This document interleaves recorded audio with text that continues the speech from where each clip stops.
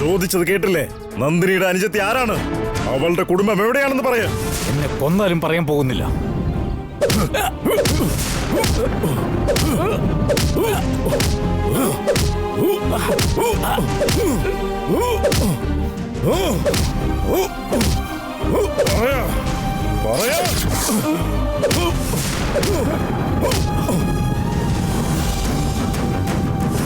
എടാ, നിന്നെ ഇങ്ങനെ അടിച്ചതുകൊണ്ട് കാര്യമില്ല. വേദന കൊണ്ട് പുളഞ്ഞാലേ നീ സത്യം വെളിപ്പെടുത്തൂ.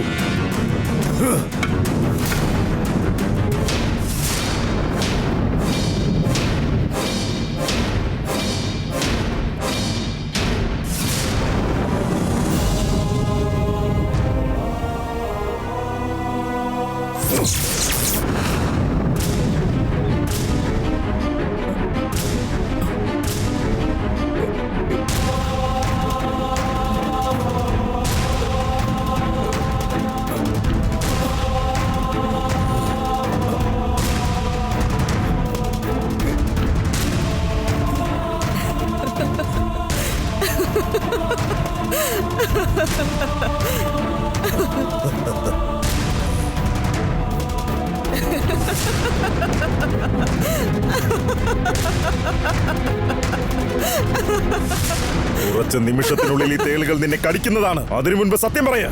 ഞാൻ നിന്നോട് സത്യം വെളിപ്പെടുത്തിയാലും നീ എന്നെ കൊന്നുകളയുമെന്ന് എനിക്ക് നന്നായിട്ട് അറിയാം. ഞാൻ അങ്ങനെ നിന്നെ സഹായിച്ചിട്ട് മരിക്കേണ്ട കാര്യമെന്ത്? ഈ കാണുന്ന തേളുകളെല്ലാം കടിച്ച് എനിക്ക് എന്റെ ജീവൻ വെടിയേണ്ടി വന്നാൽ പോലും ഒരിക്കൽ പോലും നന്ദിനിയുടെ സഹോദരി ആരാണെന്ന് ഞാൻ പറയില്ല. നിന്നെ ഇനിയും ബാക്കി വെക്കുന്നതിൽ ഒരർത്ഥവുമില്ല. ഇനി നിനക്ക് ആയുസില്ല. മരിക്കാൻ തയ്യാറായിക്കോ. നന്ദിനിയുടെ കുടുംബത്തെ ഞാൻ അന്വേഷിച്ച് കണ്ടെത്തിക്കോളാം.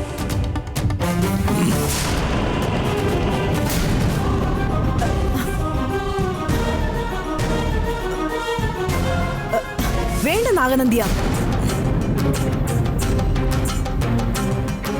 ഇയാളെ വെച്ച് മാത്രമേ ആ നന്ദിനിയുടെ കുടുംബത്തെ കണ്ടുപിടിക്കാൻ വലവിരിക്കാനാകൂ. അതുകൊണ്ട് തന്നെ ഇവൻ ഇനി ഒരു ദിവസത്തെ സാവകാശം കൂടി കൊടുക്കാം. അതിനുള്ളിൽ ഇവൻ സത്യം വെളിപ്പെടുത്തിയിട്ടില്ലെങ്കിൽ ഇവന്റെ മരണമാണ്. ഇവനെ കൊന്ന് ആ നന്ദിനിക്ക് ദൂത് അയക്കാം നമുക്ക്. നിന്റെ വാക്കുകൾക്ക് ഞാൻ വില നൽകുന്നു. അവന്റെ ശരീരത്തിലേക്ക് അയച്ച തേളുകളെ തിരിച്ചെടുക്ക്.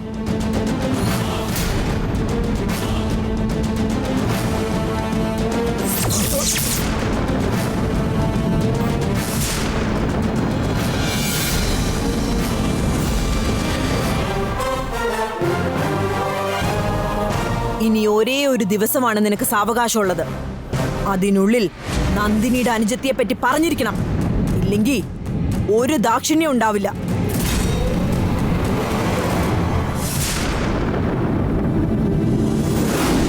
ഇനിയും ഇങ്ങനെ കാത്തിരിക്കുന്നതിൽ ഒരർത്ഥമില്ല.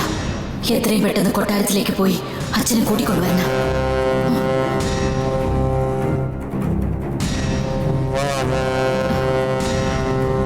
നാഗനന്ദിയനോട് ഏറ്റുമുട്ടി സുകുമാരനെ രക്ഷിക്കാനുള്ള പുറപ്പാടില്ല. എത്ര നേരം വെച്ച് ഇങ്ങനെ കാക്കുന്നേ? നമ്മൾ രണ്ടുപേരും പോയാൽ എന്തെങ്കിലും പ്രശ്നമുണ്ടായാലോ എന്നോർത്ത ഭൈരവി പോയത്. ഇനിയിപ്പോ നീ പോയാൽ അത് ഭൈരവി വിശ്വാസമില്ലാത്തത് കൊണ്ടാണെന്നാവില്ലേ? അയ്യോ, ഭൈരവിയിൽ നിന്നൊരു വിവരം ലഭിക്കുന്നത് വരെ ഒന്ന് സമാധാനമായിട്ടിരിക്കേ.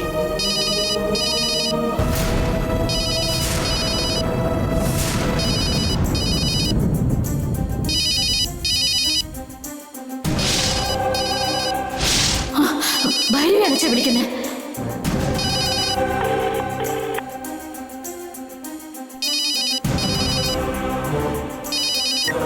ഹലോ ഭൈരവി, പോയ കാര്യം എന്തായാലും പറയേ. അച്ഛനെ കണ്ടോ നിങ്ങള്? ഇതുവരെ കണ്ടെത്തിയിട്ടില്ല. എങ്ങനെയും ഞാൻ ഇന്ന് തന്നെ കണ്ടെത്താം. അവരച്ഛനെ എന്തെങ്കിലും ചെയ്യുന്നതിന് മുമ്പ് കണ്ടുപിടിച്ചേ പറ്റൂ. ഞാൻ അതിനൊരു പദ്ധതി ഇട്ടിട്ടുണ്ട്. എങ്ങനെയും സുകുമാരനെ കണ്ടെത്തി ഞാൻ കൂട്ടിക്കൊണ്ട് വന്നിരിക്കും. നീ ധൈര്യമായിട്ടിരിക്കെ. ശരി, നിങ്ങളും ഒന്ന് ശ്രദ്ധിക്കണേ. ഞാൻ സൂക്ഷിച്ചോളാം. വെക്കട്ടെ.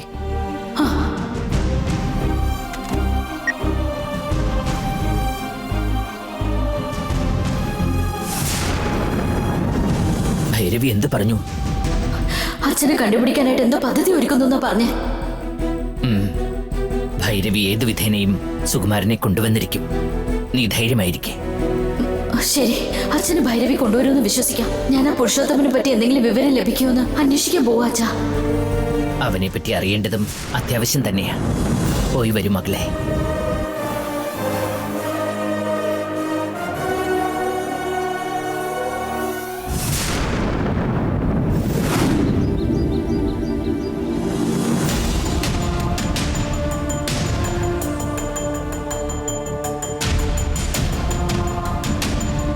മാധവി, ഞാൻ വന്ന കാര്യങ്ങൾ പൂർത്തിയായി. നിന്നോടൊന്ന് പറഞ്ഞിട്ട് പോകാന്ന് കരുതി. പൂർത്തിയാക്കി എല്ലാരും മടങ്ങി. ഞാൻ മാത്രം ഇവിടെ ബാക്കിയായി. നീ ഇങ്ങനെ തെറ്റായ ശ്രമങ്ങൾ നടത്തിയാൽ എങ്ങനെയാ വിജയിക്കുന്നത്?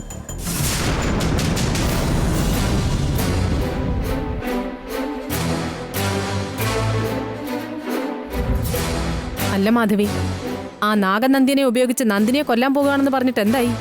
ഹ്, അതിനേക്കാൾ നല്ലത് ആ സുകുമാരനെ പിടിച്ചോണ്ട് വന്ന് ചോദ്യം ചെയ്തു കഴിഞ്ഞ ആ നന്ദിനി തനിയെ ഇങ്ങോട്ട് വരുന്നതായിരിക്കും മാധവി. സുകുമാരൻ എന്ന് വെച്ചാ നന്ദിനിക്ക് ജീവന് തുല്യമാ. നീ ആ സുകുമാരനെ പിടിച്ചോണ്ട് വാ. നന്ദിനി ഇവിടെ പുറകെ വരുമെന്നേ.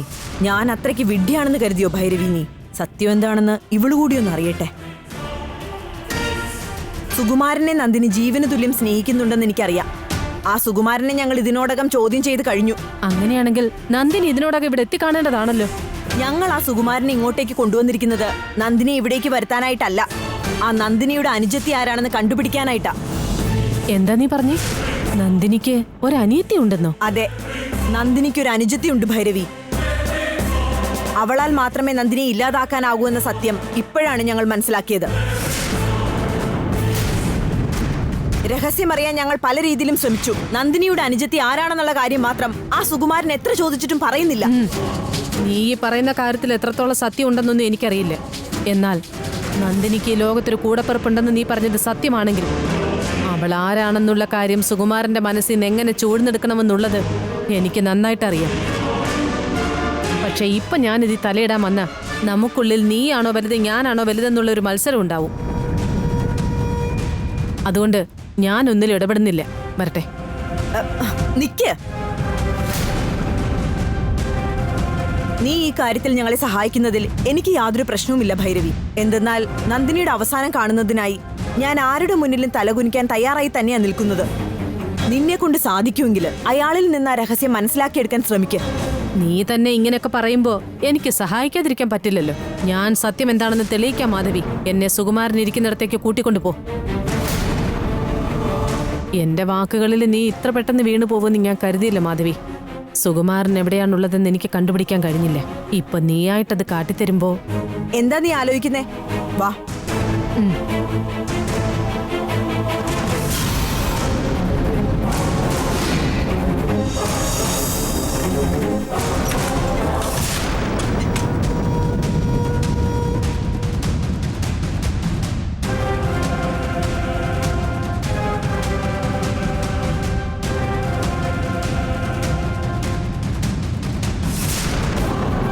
ഭൈരവി എന്താണ് ഇപ്പോൾ ഇവരുടെ കൂടെ വന്നിരിക്കുന്നത്?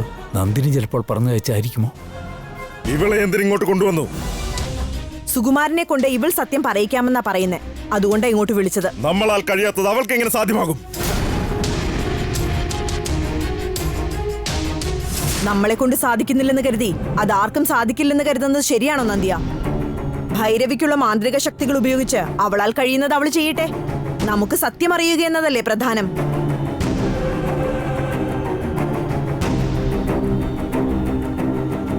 നിന്നെ കൊണ്ട് സത്യം പുറത്തു കൊണ്ടുവരാനാകുമോ? എങ്കിൽ അതിനായി ശ്രമിക്കൂ ഭൈരവി.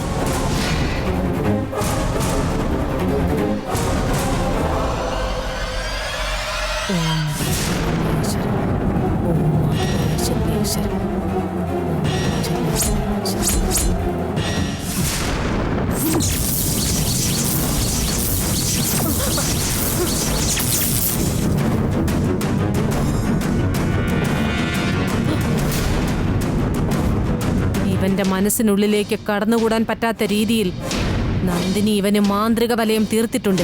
അതൊക്കെ ഞങ്ങൾക്കറിയാവുന്നതാണ്. നിനക്ക് പുതുതായി എന്താണ് ചെയ്യാനുള്ളത്? നന്ദിനി എത്ര വലിയ മാന്ത്രിക വലയം തീർത്താലും എനിക്ക് ഇവനിൽ നിന്ന് സത്യം മനസ്സിലാക്കി പുറത്തു കൊണ്ടുവരാനാകും. നന്ദിനി തീർത്തിരിക്കുന്ന ആ മാന്ത്രിക വ്യൂഹം നമുക്കൊരു പക്ഷേ ഉടയ്ക്കാൻ കഴിയില്ലായിരിക്കും. പക്ഷേ ചുടലക്കാളിയാൽ തീർച്ചയായും കഴിയും. ഞാൻ ചുടലക്കാളിയുടെ നിത്യ ഉപാസകയായ സർവപൂർണ്ണ യോഗിനിയാണ് മാധവി. ചുടലക്കാളിയിൽ അടങ്ങിക്കിടക്കുന്ന ആത്മാവുകളെ ഉത്തേജിപ്പിച്ച് നന്ദിനി തീർത്ത ഈ മാന്ത്രിക വലയം നിഷ്പ്രയാസം ഉടയ്ക്കുന്നതാണ്.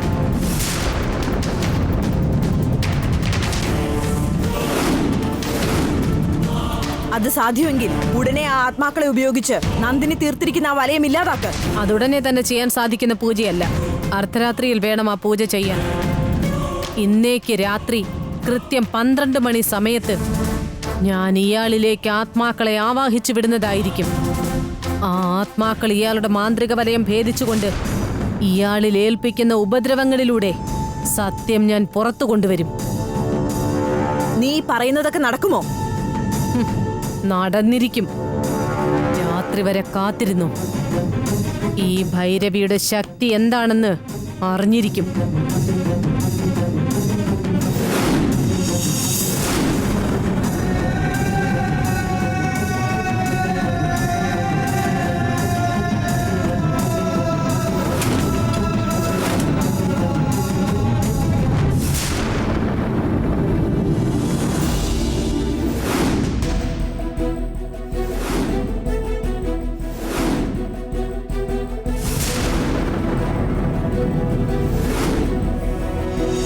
മാധവി ഔട്ട് ഹൗസിൽ കൊണ്ടുപോയി ആ സുകുമാരനെ അടച്ചു വെച്ചിരിക്കുന്നത്.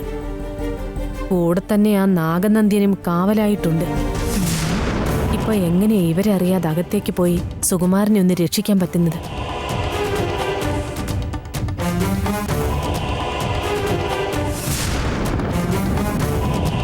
ദേവസേനയോടുള്ള സ്നേഹം കൊണ്ട് അവളെ ആപത്തിൽ നിന്ന് രക്ഷിക്കാൻ വന്നതിൽ ഒരുപാട് നന്ദിയുണ്ട്.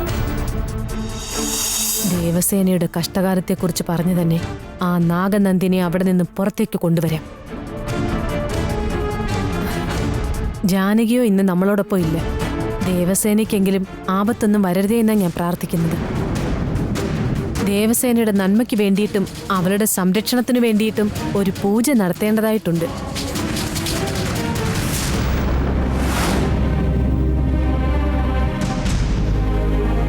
അത് ചെയ്തു കഴിഞ്ഞാൽ അവൾക്ക് പിന്നെ യാതൊരു വിധത്തിലുള്ള ദോഷവും ഉണ്ടാവില്ല. എന്നാ പിന്നെ അത് നടത്തിയാട്ടെ. എന്തൊക്കെ ആവശ്യങ്ങളെന്ന് പറഞ്ഞാൽ ഞാനതിന് ഏർപ്പാട് ചെയ്യാം. അതെ ഭൈരവി, എന്താവശ്യമുണ്ടെങ്കിലും പറഞ്ഞാൽ മതി. എനിക്ക് പൂജ ചെയ്യാൻ വേണ്ടി ആരുടെയും ശല്യമില്ലാത്തൊരു സ്ഥലമാണിപ്പോൾ ആവശ്യം. ഏത് സ്ഥലം എന്ന് പറഞ്ഞാൽ മതി, ഞാൻ ഏർപ്പാട് ചെയ്യാം. ഇവിടുത്തെ ഒരു മുറി ഞാൻ വൃത്തിയാക്കി കൊടുക്കായിരുന്നേട്ടാ. നിക്ക് ഗംഗ ചേച്ചി, ഏത് റൂമാ നല്ലതെന്ന് ആന്റിക്ക് തന്നെ അറിയാലോ. ആന്റി എന്നെ പറഞ്ഞോളൂ. അതെ ഭൈരവി, ദേവസേന പറഞ്ഞു തന്നെ ശരി. നിങ്ങൾ തന്നെ പറഞ്ഞാട്ടെ. ഞാൻ ആ ഔട്ട് ഹൗസിൽ വെച്ച് പൂജ നടത്തിയാലോന്നാ വിചാരിക്കുന്നു. അതായിരിക്കും എനിക്ക് ഏറ്റവും സൗകര്യം. ഔട്ട് ഹൗസിൽ വെച്ചോ? അതിനിപ്പോ എന്താ പ്രശ്നം? നാഗനന്ദിനും സുകുമാരനും അവിടെയല്ലേ ഉള്ളത്? അറിഞ്ഞ പ്രശ്നമാവുമല്ലോ.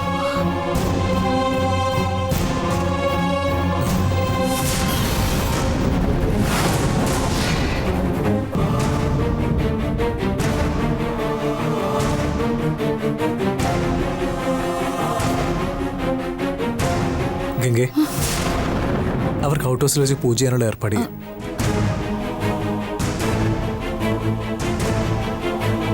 നീ എന്താ ആലോചിക്കുന്നത്? ഒന്നുമില്ല.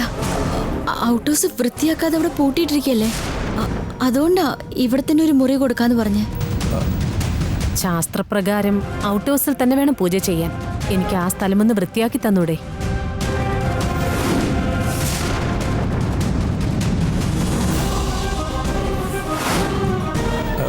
ഇവിടേക്കിങ്ങനെ ഓരോന്നും പറയുന്ന കാര്യമൊക്കെ ഉണ്ടോ? ഔട്ട് ഹൗസിൽ വേണ്ട ഏർപ്പാടുകൾ ഞാൻ ചെയ്തോളാം. വാ ദേവസേനെ.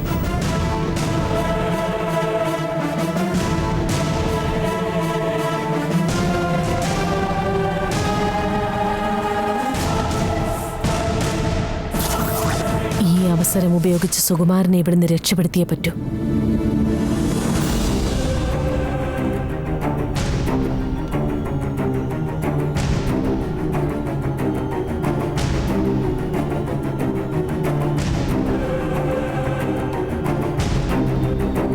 അച്ഛ എന്താ തെരയുന്നേ? ഔട്ട് ഹൗസിന്റെ താക്കോൽ ഇത് എവിടെയാ വെച്ചിരിക്കുന്നത് ഒരു പിടുത്തമില്ലല്ലോ.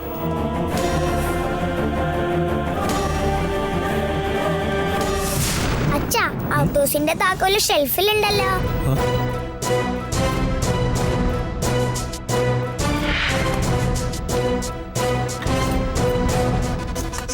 ആ ദേവസേനെ, നീ ഇവിടെ ഇരിക്കെ, ഞാനിപ്പോ വരാം. ഓക്കെ, ഞാൻ ആ ചാവി എടുത്തിട്ടുണ്ടേ. ഞാൻ പോയി ഔട്ട് ഹൗസ് തുറന്നു വെക്കാം. നീ ക്ലീൻ ചെയ്യാൻ വേണ്ടി ലക്ഷ്മി അങ്ങോട്ട് പറഞ്ഞേക്കെ.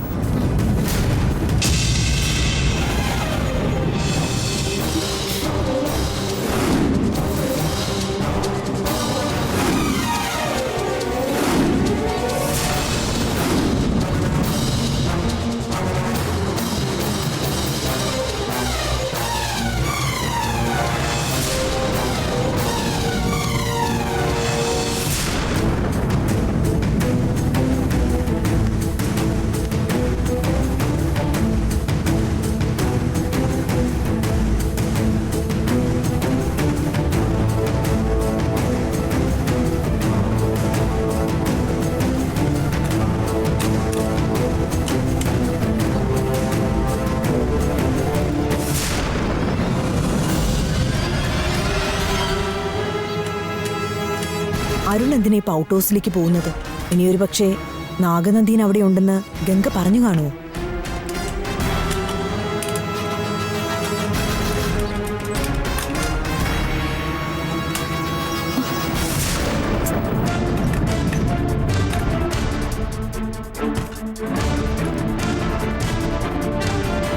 അകത്തുനിന്ന് ലോക്ക് ചെയ്തിരിക്കുകയാണല്ലോ.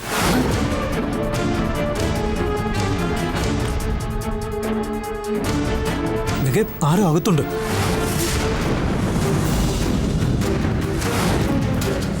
അകത്ത് ആരോ ഉള്ളത്? കഥ തുറക്ക്. കഥ തുറക്കാൻ.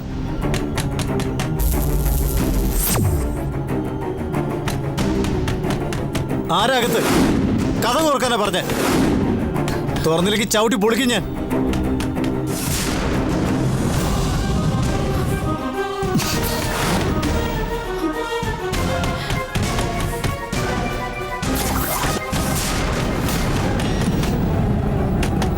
തുറക്കാൻ.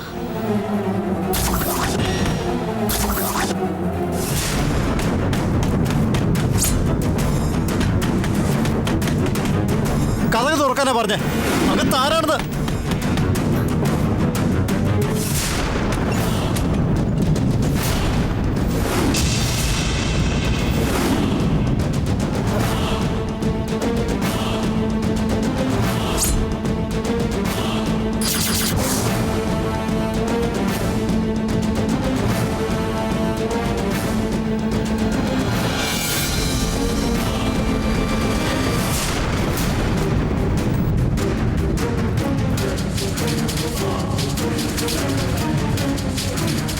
അകത്തിയാളുള്ളതുകൊണ്ടല്ലേ ഔട്ട് ഹൗസ് പൂട്ടിയിരുന്നേ.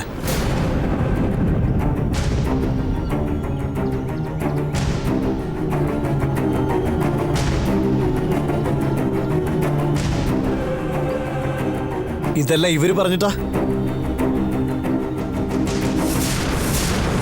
ഞാൻ അത്രയൊക്കെ പറഞ്ഞിട്ടും അനുസരിക്കാതെ നീ ഇവരോടൊപ്പം ചേർന്ന് തോന്നിയതൊക്കെ ചെയ്യാണല്ലേ. എന്നോട് ക്ഷമിക്കും. നാഗനന്ദൻ ഇവിടെ തങ്ങാൻ അരുണേട്ട് സമ്മതിക്കില്ലെന്ന് അറിയാവുന്നോണ്ടാ ഞാൻ ആരോടും പറയാതെ ഇങ്ങനെ ഇദ്ദേഹത്തോട് ഇവിടെ താമസിച്ചോളം പറഞ്ഞത്. അതെ അരുൺ, ഈ കാര്യത്തിൽ ഗംഗ ഒരു തെറ്റും ചെയ്തിട്ടില്ല. ഞാൻ പറഞ്ഞതുകൊണ്ട് മാത്രമാ ഇവൾ ഇദ്ദേഹത്തെ ഇവിടെ താമസിപ്പിച്ചത്. അരുണേട്ടനോട് പറയാതിരുന്നത് തെറ്റ് തന്നെയാ. പേടിച്ചിട്ടാ ഞാൻ. ഇത്രയൊക്കെ കാണിച്ചു വെച്ചല്ലേ. ഞാൻ നിങ്ങളോടൊന്നും ഇനിയൊന്നും പറയാൻ പോകുന്നില്ല. നിങ്ങൾക്ക് എന്ത് ശരിയെന്ന് തോന്നോ അതുപോലൊക്കെ തന്നെ ചെയ്തോ. ഞാൻ ഇനി നിന്നോടൊന്നും ചോദിക്കില്ല. പക്ഷെ ഒരു കാര്യം, എന്നെ മറച്ചു വെക്കണമെന്നുള്ളത് കൊണ്ട് ഇദ്ദേഹത്തെ വിഷമിപ്പിക്കേണ്ട കാര്യം എന്താ? ഇദ്ദേഹത്തിന്റെ പെരുമ എന്താണെന്ന് അറിഞ്ഞിട്ടും അതിനെയൊന്നും തീരെ ബഹുമാനിക്കാതെ എന്തിനെങ്ങനെ ഔട്ട് ഹൗസിൽ താമസിപ്പിച്ചേ? ഞാൻ വഴക്ക് പറയുന്നുള്ള പേടി കൊണ്ടാ ഗംഗ നിങ്ങളോട് ഇവിടെ താമസിക്കാൻ പറഞ്ഞേ. സന്ധ്യയെ കൊന്നതില് എനിക്ക് നിങ്ങളോട് ദേഷ്യമുണ്ടെങ്കിൽ നന്ദിനെ അവസാനിപ്പിക്കാൻ വേണ്ടിയിട്ട് നിങ്ങൾ ഞങ്ങളെ സഹായിക്കാമെന്ന് പറഞ്ഞതൊന്നും എന്നെ കൊണ്ട് മറക്കാൻ പറ്റുന്ന കാര്യമല്ല.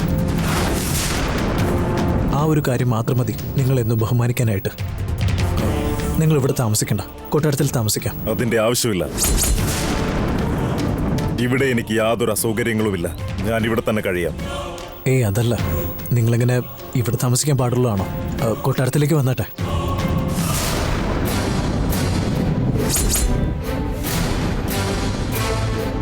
അരുൺ വല്ലാതെ നിർബന്ധിക്കുകയാണല്ലോ. സുകുമാരനെ തനിച്ചാക്കി നാഗനന്ദിയൻ ഇവിടുന്ന് എങ്ങനെ മാറാൻ കഴിയും? ആലോചിക്കാനൊന്നുമില്ല, വരൂ. അതിന്റെ ആവശ്യമില്ല അരുൺ. നന്ദിയൻ ഇവിടെ തന്നെ കഴിഞ്ഞോളും. അതെ അരുൺ, ഞാൻ ഇവിടെ തന്നെ കഴിയാം. ഭൈരവി ഇവിടെ വെച്ച് പൂജ നടത്തണമെന്നല്ലേ പറഞ്ഞേ? നാഗനന്ദിനെ എന്തെങ്കിലും പറഞ്ഞ് അങ്ങോട്ട് കൊണ്ടുപോകുന്ന കരുതിയ ഇദ്ദേഹം അതിനെ സമ്മതിക്കുന്നില്ലല്ലോ. ആവശ്യങ്ങളുണ്ടെങ്കിൽ അറിയിക്കാം. നീ പൊയ്ക്കോ അരുൺ. അല്ല, ഇദ്ദേഹം അവിടെ കൊട്ടാരത്തിൽ താമസിക്കണം. ശരി, അരുൺ ഇത്രയൊക്കെ പറയുന്നത് കണ്ടില്ലേ? അവന്റെ ആഗ്രഹം പോലെ അങ്ങോട്ട് വാ. ചെന്നാട്ടെ.